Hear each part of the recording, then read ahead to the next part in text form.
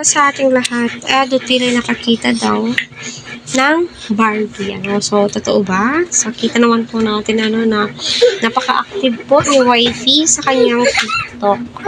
So, masasabi mo po talaga nag-e-enjoy. Kaya ito yung stress reliever ni Viancy. Ito po yung hobby po niya talaga, ang pag-TikTok.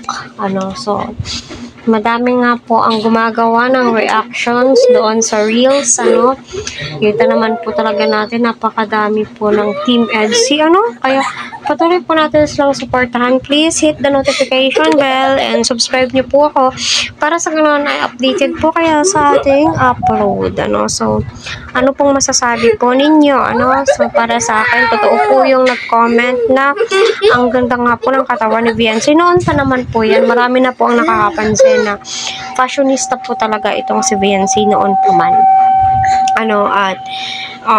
Nakikita po natin kung paano siya manamit, and wala naman po tayong masabi doon kasi bagay na bagay po sa kanya lahat ng sinusuot po niya. Napaka-fashionista po niya at napansin nga din po yan ni Kalingap Edu at saka ni Kalingap Rob, diba? Sinabi pa nga po ni Kalingap Rob, Viancy, habang tumatagal ay lalo kang gumaganda, diba?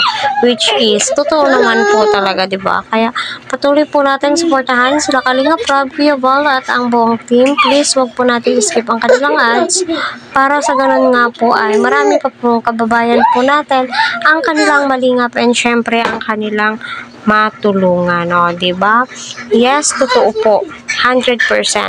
Totoo na si Viancy tila nga po Barbie, Habang matagal mo siyang tinututukan is naku, ang lakas nga po ng sex appeal ni Viancy. Yung tipong di po nakakaumay yung ganda ni Viancy, diba? Yun yung po para sa akin. Syempre, iniidolo ko yung sa Viancy at mahal ko po yan. Napakabait na bata.